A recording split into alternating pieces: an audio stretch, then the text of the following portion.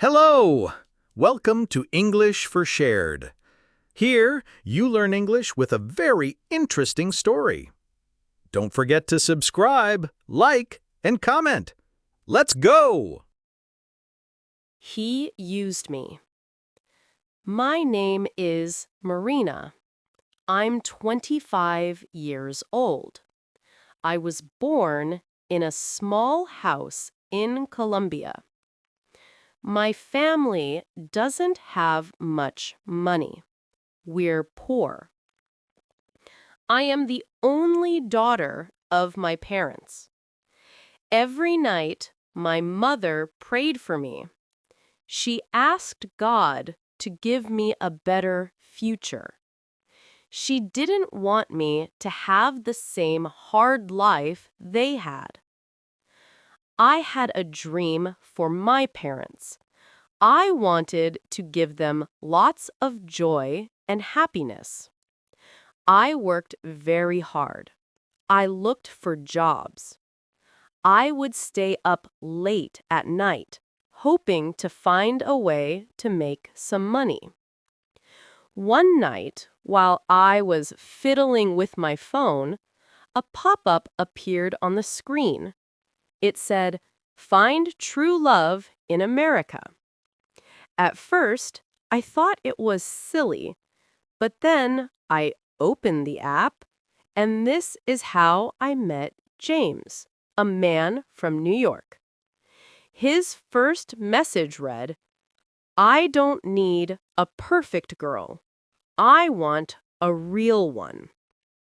From that moment on, we started talking every day. Slowly, I began to trust him. Slowly, I began to fall in love. After a few weeks, he asked me, "Marina, will you come to New York to live with me?" My heart started beating fast. I was shocked, but also excited. James promised to marry me. He said he was from Mexico, but that he had already lived in the United States for 10 years. He also said he would take care of my flight, that I didn't need to worry about anything.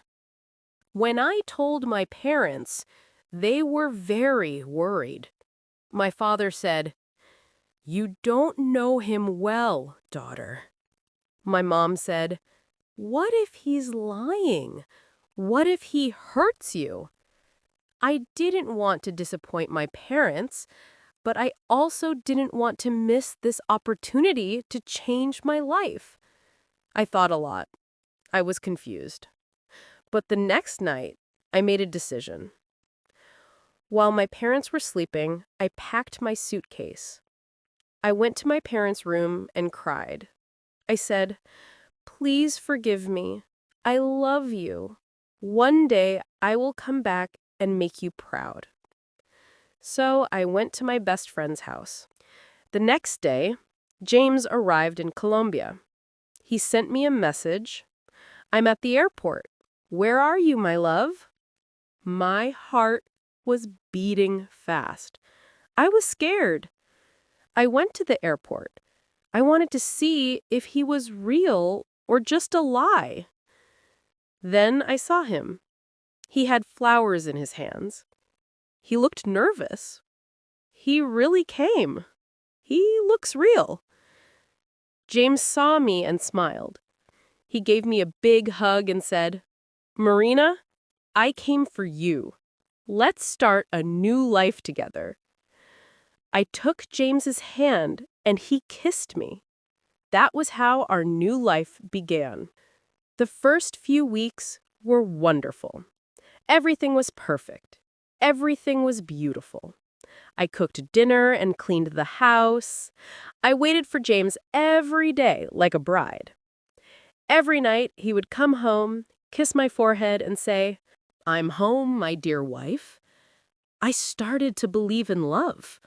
I thought maybe I had done the right thing. Maybe one day even my parents will understand. I felt happy, fulfilled. However, after about 6 months, things started to change. James stopped talking like before. He came home late. He didn't smile much and went to bed early. No hugs, no goodnights, just silence. One night I asked him, "James, is everything okay?" He got angry and said, "You're overthinking it, Marina. Stop making a big deal out of it. Can't you see I'm tired?" Tears filled my eyes. It hurt. The man who once called me queen now made me feel invisible. Then, one morning, while we were having tea, he said, "I have a business trip to Boston. I'll be gone for a few days." I nodded and smiled. I packed his bag. I knew something was wrong. My heart told me so. Still, I kept quiet.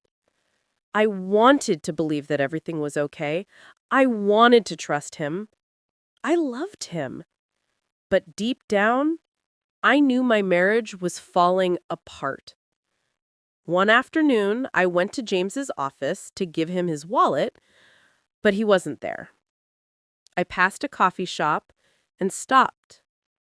I looked out the window, and my heart broke. James was inside. He was sitting with another woman. She was holding his hand. They were laughing. Then he kissed her in public, as if he didn't have a wife, as if I had never been a part of his life. I felt weak. I couldn't move. I couldn't cry. I stood there, watching my husband act as if I never existed. I understood the truth. I was not his wife. I was not your love. I remembered my parents' words. Maybe they were right. Maybe James was never mine. I ran home and cried like a child, wondering what had happened to me. Hours later, he returned home as if nothing had happened.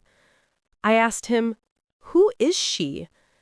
He looked at me coldly and said, "It's her I love, not you. You were just part of my immigration plan. I needed to get married to stay here permanently." I was shocked by what he said. He continued, "You can stay for a few weeks, but after that, leave." I froze. My world stopped moving. I wanted to scream. I wanted to cry, but I said nothing. I went to my room, opened a drawer, and found the letter my mother gave me when I left home. It said, "If your husband ever breaks your heart, come home. We'll still be waiting." I held that letter and cried a lot. My husband left me for another woman so easily. Now I had no husband, no job, no family, no home. I was alone in a big city far from home. James kicked me out and locked the door. I was desperate in the streets. Then I found a small women's shelter. Why did I leave my mother's house? Why did I trust him? Is this all my fault? I felt broken. I felt lost. My eyes were filled with tears. I had no job, no passport, no money, and no one to help me. I had to become my own hero. So I started working hard. I started making bags and dresses. I worked with his hands all day. I just wanted to survive. I created an Instagram page. I was nervous, but I posted pictures of my work, my bags, my dresses.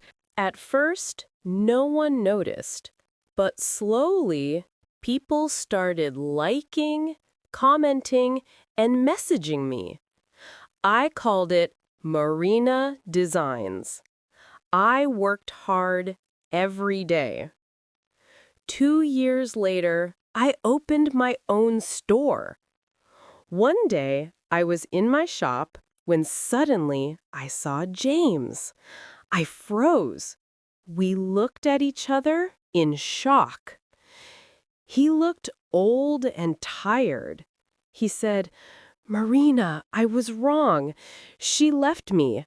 I lost my business. I lost everything. Please, I need you. Give me one more chance."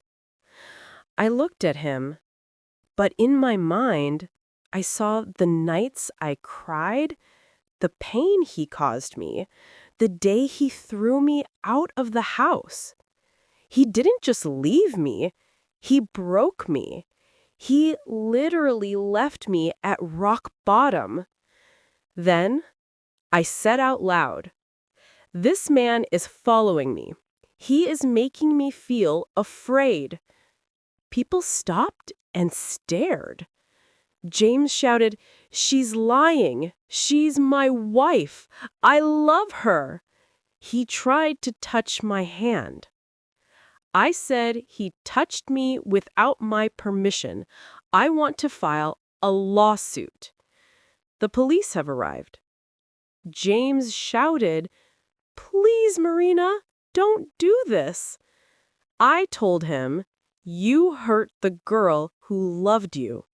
This isn't revenge. This is justice." Months later, I received my green card.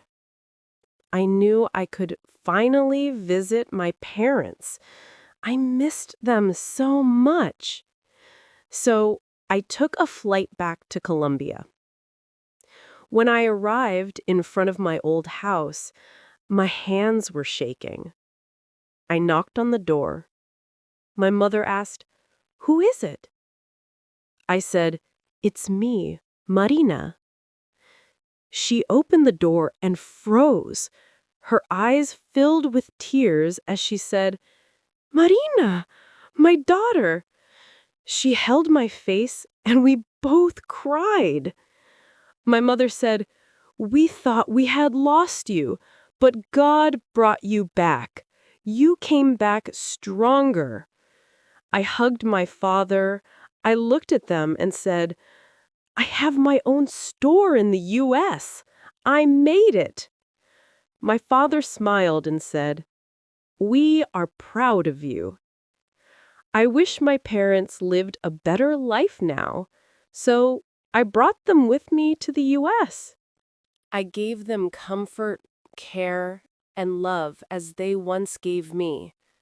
I cooked for them and took care of their health.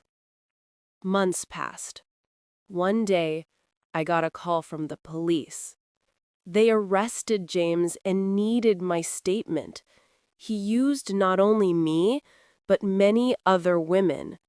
He played with people's hearts, with their feelings. I went to the police station and saw him. He looked at me and said, "Marina, please help me." I said, "James, I'm not going to help you. I want you to pay for your mistakes. I'm not like you. I don't carry hate. I forgive you." James started crying. I said, "I never want to see you again." I left without looking back. I felt no pain. I felt at peace. I learned to never trust blindly. Never leave your parents for a stranger. Your parents are not your best friends. They are the only people who always want the best for you.